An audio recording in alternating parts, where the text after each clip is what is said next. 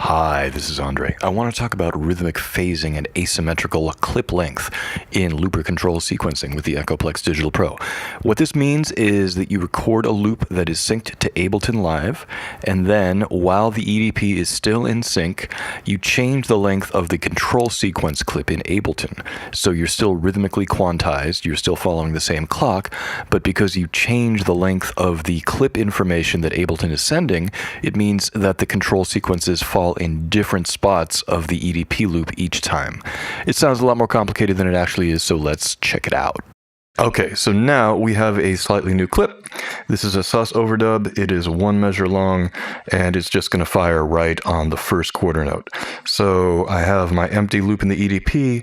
I'm going to fire this new overdub clip, and everything is going to land right on the same spot. So I'll play a few notes.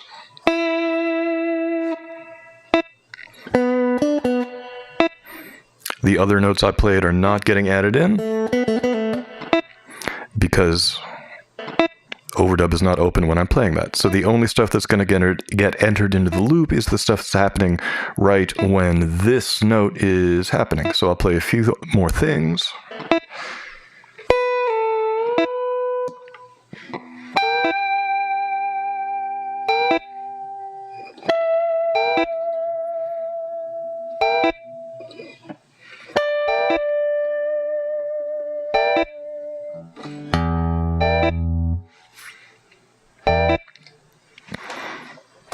Okay, so everything is landing right on that spot as you would expect. Now here's what I'm going to do. I'm going to come down here. I'm going to change the length of the clip. So the clip is no longer 1 measure long. It is 1 measure and 2/8 notes long. Is that correct? Yeah, I think so. Yes, I can do rhythm. Let's listen to what happens.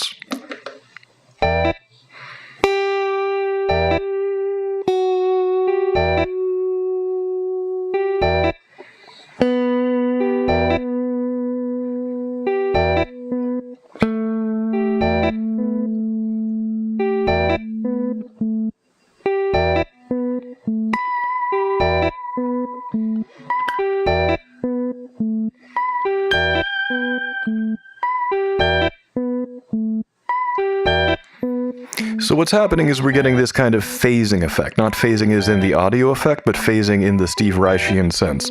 That because this clip is a little longer than 1 measure, it takes slightly longer than 1 bar for it to repeat. So the EDP is still synced to a length that is basically 1 measure in 4/4 time, but because we've changed the length of this clip, it's not repeating right on the downbeat. It's a slightly longer than 1 measure, which means that it takes slightly longer than 1 measure's worth of time for it to drop down. And that means that this same function is now going to be falling in different places on the loop. So let's try this with Replace now. Going back to the Replace clip, I am going to change the length of this.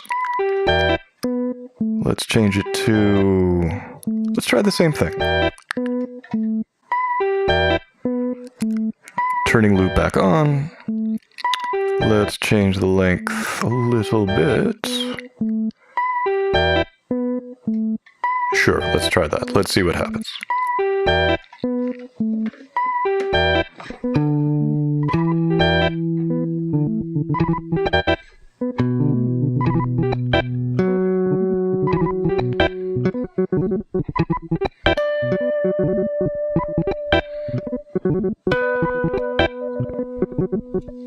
I'm going to extend the length of the loop a little bit, see how that affects the picture.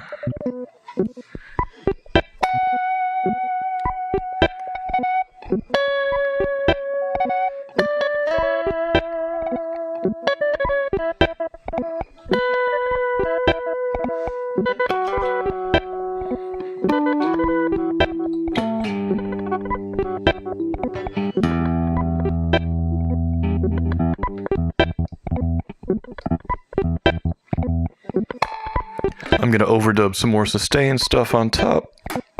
Come on.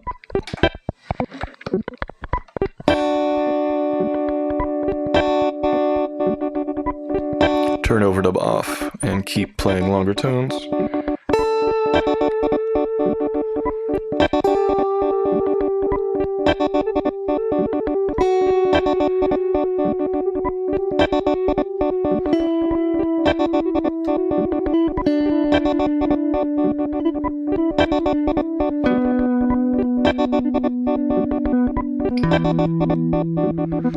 And I'm going to make some of these, I'm going to get rid of some of these replace notes. It's all nice to do short glitchy things, but I'm going to have them be a little longer just to make it a little more readily apparent what's happening.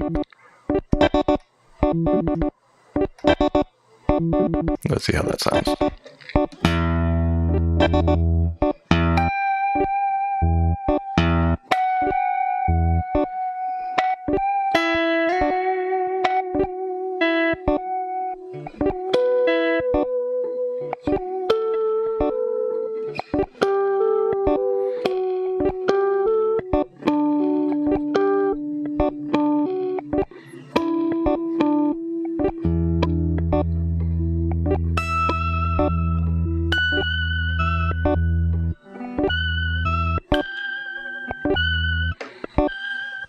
And now I'm going to bring the clip length back to exactly one measure.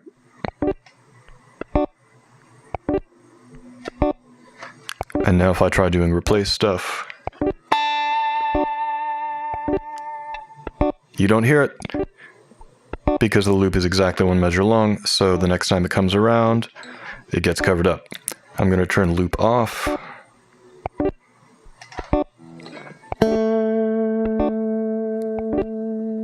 And I'm going to fire the clip one time.